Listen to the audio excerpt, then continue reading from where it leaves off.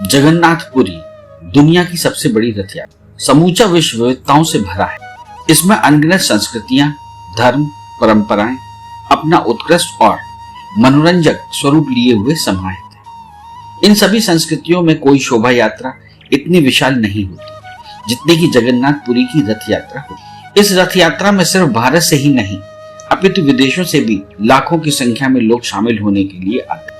अपने आप में अनोखी यह रथ यात्रा आषाढ़ मास के शुक्ल पक्ष की द्वितीया तिथि को निकाली जाती है। वैसे जगन्नाथपुरी में आषाढ़ मास की शुरुआत होते ही रथ यात्रा की भी शुरुआत हो जाती है। भगवान जगन्नाथ, श्री कृष्ण, भगवान के अग्रज बलराम और उनकी बहन सुभद्रा की मूर्तियां होती। ये तीनों मूर्तियां लकड़ी की बनी और इनका स्वरूप उड़ीसा की लोक संस्कृति व शिल्प के अनुसार बना होता है। इन मूर्तियों को गहरे रंग से तैयार किया जाता है। प्रतिदिन मूर्तियों को स्नान कराया जाता है, नए वस्त्र पहनाए जाते हैं और नित्य आभूषणों और पुष्पों से सुसज्जित किया जाता है। विभिन्न पर्वों पर एवं उत्सवों पर इन मूर्तियों की विशेष रूप से श्रृंगार व सज्जा होती है।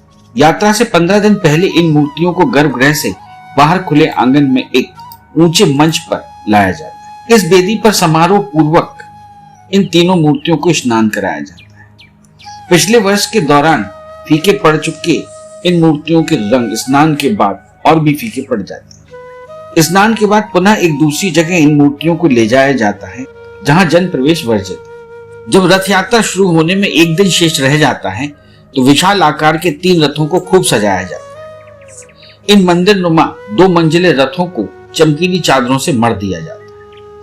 इन रथों पर बने मंदिरों के शिखरों पर एक ऊंचा करुष बना होता है जिसके ऊपर ध्वज दंडों पर भी 2 कलश लगे होते हैं और उनके ऊपर पताका लगी होती है।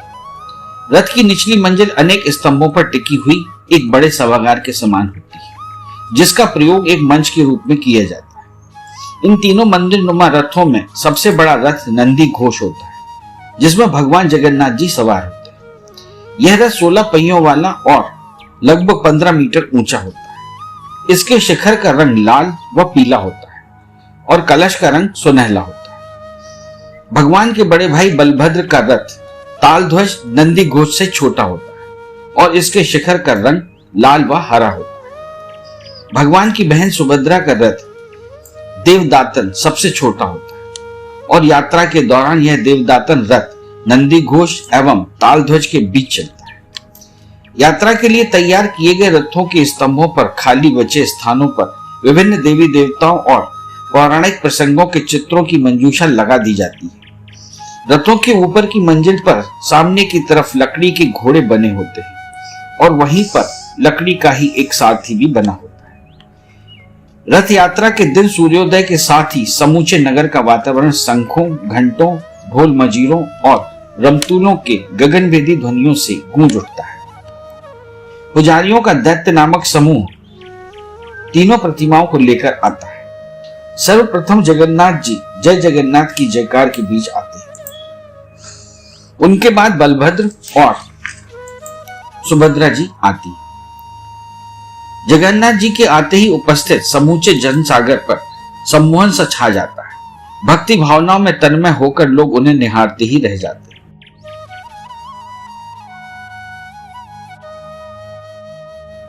प्रतिमाओं को रथ पर आसीन कराने से पहले अतीत में पुरी के शासक रहे परिवार के वंशज की अर्थात गजपति पुरी नरेश की प्रतीक्षा की जाती है।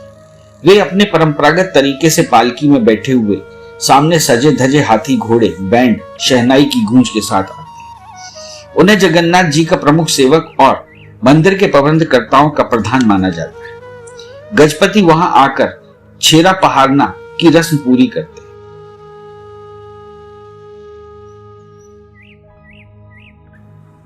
सुनहली सीकों की झाड़ू से रथों का फर्श बुहारते हैं और फिर गंगा जल से उसे पवित्र करते हैं। फिर मूर्तियों को रथों पर आसीन कराते हैं। मूर्तियों के रथों पर आसीन होते ही यह शोभा यात्रा धीरे धीरे जय घोष के साथ सरकने लगती है। आगे बलभद्र जी का रथ, बीच में सुभद्रा जी का और पीछे जगन्नाथ जी का रथ चलता है। रथों के आगे 50 मीटर लंबे और मोटे रस्से बंधे होते हैं जिन्हें हजारों की संख्या में लोग खींचते हैं। इससे जन्म जन्मांतर तक पापों से मुक्ति मिल जाती है और इसी वजह से लोग किसी भी तरह रस्से को पकड़ने की कोशिश में लगे रहते हैं। पुरी की इस अविस्मरणीय यात्रा को सदियों पूर्व देखने वाले विदेशी लेखकों ने लिखा है कि इस रास्ता को पकड़ने की प्रक्रिया में कितने ही लोग मौत को प्राप्त हो जाते हैं और कभी कभी तो इस भीड़ व रथ के पहियों से कुचलकर मौत को प्राप्त हो जाने वाले श्रद्धालुओं की संख्या सैकड़ों में पहुंच जाती है। इन मौतों के साथ जुड़ी एक किंवदंती ऐसी भी है कि रथ के पहियों के नीचे अंतिम सांस लेने वाला व्यक्ति सीधे स्वर्ग को सिधार जाता है, किंतु अब वह समय नहीं रहा कि लोग जानबूझकर अपनी जान कुर्बान करें। फिर भी प्रतिवर्ष कुछ मौतें अवश्य हो जाती हैं।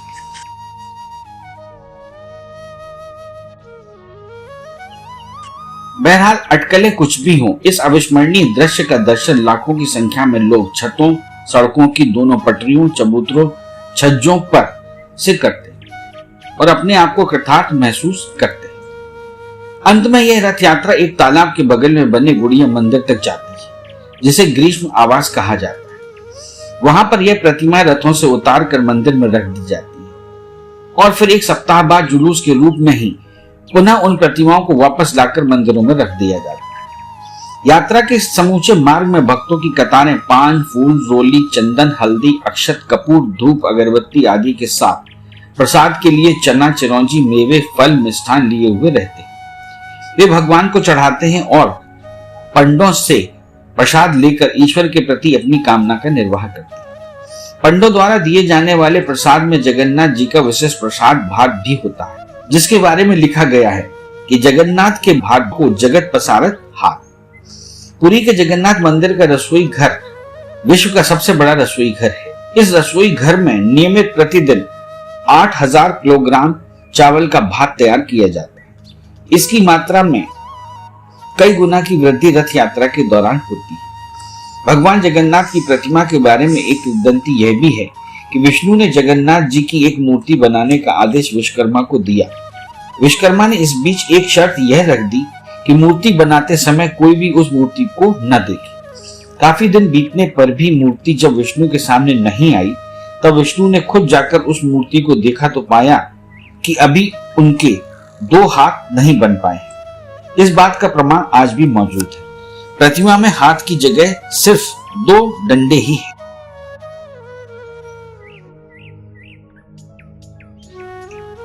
प्राचीन परंपराओं और गाथाओं का आधार भगवान जगन्नाथ का स्वरूप आदिवासी लोक संस्कृति में विकसित हुआ। यह काष्ठ की अनगढ़ सी प्रतिमा वंश वृद्धि, धन वृद्धि और सहिष्णुता की परिचायक है। वैदिक युग के यज्ञ स्तंभ सी काष्ठ की काया में बसी 2 बड़ी बड़ी आंखें सूर्य और चंद्र का प्रतीक मानी गई हैं, जिन्हें मनुष्य के जीवन और प्रकाश का आधार माना गया है। जगन्नाथपुरी का समूचा जनजीवन इसी मंदिर पर आधारित है। यह मंदिर 65 मीटर ऊंचा है, जिसे दूर से ही देखा जा सकता है। इस धाम की महत्ता तब से बढ़ गई जब से आदि शंकराचार्य ने इसे पूर्व धाम घोषित किया। रथ यात्रा के दिनों में इस क्षेत्र की छवि का खूब उभार होता है। इन दिनों क्षेत्र में अवकाश रहता है और यहाँ का संपूर्ण जनमानस भक्ति से ओतप्रोत हो भगवान जगन्नाथ से जुड़ जाता है। अनोखा होता है भगवान जगन्नाथ का महाप्रसाद। महाप्रसाद जैसा कि नाम से प्रतीत होता है कि सर्वोच्च प्रसाद, जिसका संबंध पुरी स्थित भगवान जगन्नाथ के मंदिर से है। शायद ही कोई ऐसा व्यक्ति हो जो भगवान जगन्नाथ की धरती पुरी दर्शन के लिए आए और महाप्रसाद का स्वाद ना चखे, क्योंकि जगन्नाथ मंदिर का महाप्रसाद ही पुरुषोत्तम क्षेत्र का विशेषत्व है। इसलिए पुरी धाम की तीर्थ यात्रा पर आए हुए सभी भक्त महाप्रसाद साथ ले जाने में भी गर्व महसूस करते हैं। देश में जगन्नाथ मंदिर एकमात्र ऐसा मंदिर है जहाँ का प्रसाद महाप्रसाद कहलाता है। अन्यथा विश्व के सारे हिंदू मंदिरों का प्रसाद केवल प्रसाद है। इस तथ्य से इस बात का सहज पता चलता है कि महाप्रसाद अपने आप में अनोखा है। अगर देखा जाए तो महाप्रसाद एक अर्थ में मानवता का जीता जागता प्रतीक है।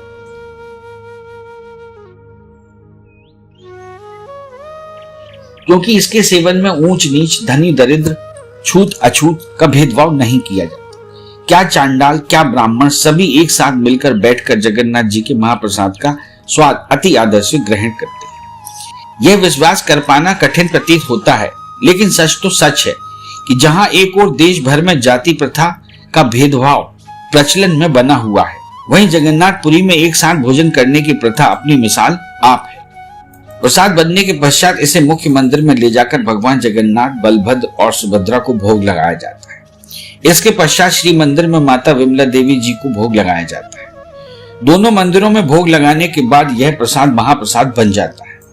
कुछ लोगों के अनुसार जब प्रसाद बनता है तो उसमें कोई सुगंध नहीं आती तथा वह नीरस दिखाई पड़ता है। जैसे ही उसे भोग लगाकर बाहर लाया जाता है तब उसमें से भोजन की स्वादिष्ट गंध आने लगती है। अब यह प्रसाद भक्तों के ग्रहण करने के लिए दिया जाता है। इसे मुख्यतः दो भागों में विभाजित किया गया है, जिसमें एक को शकुंदी महाप्रसाद कहा जाता है। इसमें ज्यादातर सभी प्रकार के भोग आते हैं, जैसे कि चावल, दाल, सब्जियां, दलिया इत्यादि। दूसरे प्रकार को सुखीला महाप्रसाद नाम दिया गया है, जिसमें मिठाइयां आती हैं जो ज्यादातर सूखी होती हैं तथा भक्त इन्हें अपने घर भी ले जा सकते हैं। शकुंदी प्रसाद को भक्तों को वहीं ग्रहण करना होता है, जबकि सुखीला को वह अपनी सुविधानुसार घर भी ले जा सकते हैं। यहाँ एक अन्य प्रसाद भी मिलता है, जिसे निर्मला प्रसाद कहते हैं। निर्मला प्रसाद में मुख्यतः सूखे चावल होते हैं, जिसे मंदिर के पास कोयली वैकुंठ में बनाया जाता है। कहते हैं कि यदि मरणासन व्यक्ति को इस प्रसाद का भोग लगाया जाए तो उसे मुक्ति मिलती है तथा उसके सभी पाप दूर हो जाते हैं। भगवान जगन्नाथ का मंदिर, जो कि पुरी उड़ीसा में स्थित है, वहां भगवान को प्रतिदिन 56 भोग का भोग लगाया जाता है, जिसे महाप्रसाद कहते हैं। इसमें कई तरह के पकवान बनाए जाते हैं, जिसमें चावल, दाल तथा विभिन्न सब्जियां प्रमुख हैं।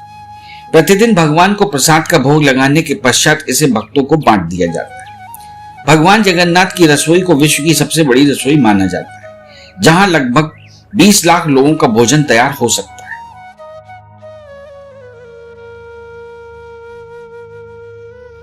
महाप्रसाद में जिस जिस आहार को बनाया जाता है वह पूरी तरह से सात्विक, शाकाहारी तथा प्राकृतिक सब्जियों इत्यादि का मिश्रण होता है।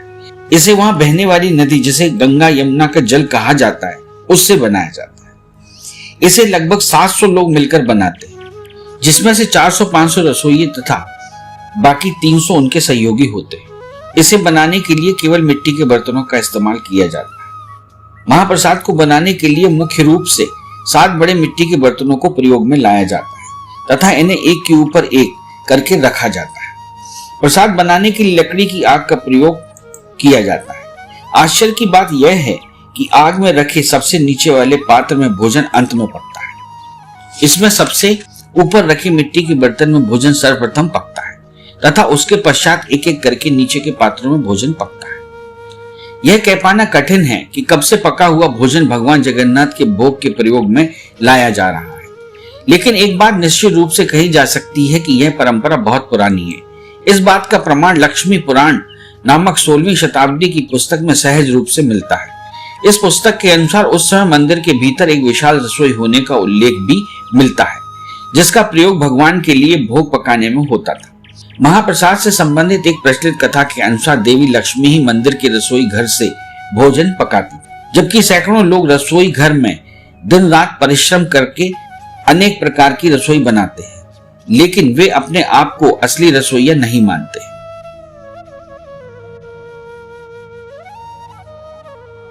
वर्ष में एक बार जब देवी लक्ष्मी की हर उड़िया घर में पूजा होती है, उस दिन देवी मंदिर से बाहर निकलकर यह देखती हैं कि उनके सम्मान में कौन क्या कर रहा है। संयोगवश एक बार वे एक हरिजन महिला को देखती हैं। उसके पूजा अर्चना से वे इतनी प्रसन्न होती हैं कि उस अछूत के घर के अंदर चली जाती हैं। जब वे जगन्नाथ मंदिर वापस आती हैं तो उन्हें अंदर प्रवेश नहीं करने दिया जाता, क्योंकि जगन्नाथ जी के बड़े भाई बलभद्र जी इस बात को लेकर नाराज थे कि वे एक अछूत के घर क्यों गए। इस प्रकार देवी लक्ष्मी मंदिर में प्रवेश नहीं कर पाती है। इसके बाद देवी लक्ष्मी जगन्नाथ मंदिर के समीप समुद्र तट पर रहने लगी। देवी मंदिर के बाहर रहने के कारण मंदिर की आर्थिक स्थिति खराब होती गई। इसके साथ मंदिर के सेवकों ने मंदिर को छोड़ दिया। मंदिर के रसोई घर का चूल्हा जलना बंद हो गया, इसलिए भगवान को भोग चढ़ना भी बंद हो गया। इस प्रकार से देवी लक्ष्मी के चले जाने से मंदिर की रौनक समाप्त हो गई। दोनों भाई जगन्नाथ जी और बलभद्र जी देवी लक्ष्मी को मनाने के लिए उनके पास गए। वहां उन्हें स्वादिष्ट भोजन मिला, जिसे पाकर उन्हें मंदिर की रसोई की याद ताजा हो गई। भोजन में पोड़ा पीठा के स्वाद में इन दोनों को विश्वास हो गया कि देवी लक्ष्मी ने ही भोजन बनाया है। फिर क्या था, इन दोनों ने देवी से क्षमा मांगी तथा मंदिर चलने का आग्रह किया।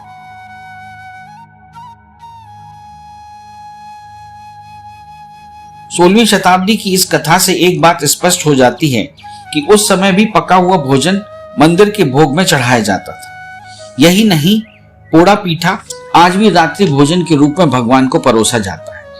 इस कथा में जितने प्रकार के भोजन का वर्णन है वह सब आज भी भगवान के भोग का हिस्सा है। यदि आप इस महाप्रसाद का आनंद उठाना चाहते हैं तो यह मंदिर के आनंद बाजार में मिलेगा। यह एक तरह का खुला बाजार है जहां प्रसाद की कई दुकानें दिखाई देंगी। यहाँ आपको सभी प्रकार के प्रसाद अलग अलग दुकानों पर मिल जाएंगे। किसी दुकान से आपको दाल चावल इत्यादि मिलेंगे तो दूसरी दुकान से आपको मिठाई इत्यादि मिल जाए। प्रसाद को उनकी मात्रा तथा प्रकार के अनुसार विभिन्न दाम दिए गए हैं जिन्हें आप खरीद सकते हैं। यह आपको 100 रुपए से लेकर 200 रुपए तक के बीच मिल जाएगा। यहाँ सभी भक्तगण मंदिर में धोख लगाने के पश्चात आते हैं तथा प्रसाद का आनंद लेते हैं।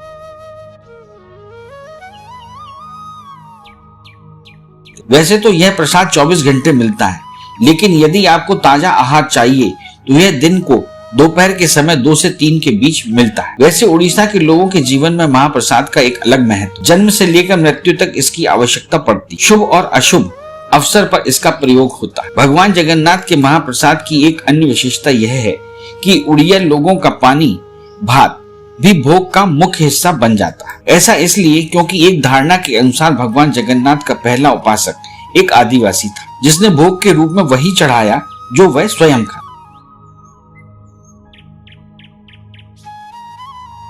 इस चैनल को लाइक और सब्सक्राइब करना ना भूलें। देखते रहिए बंजारा बीट्स।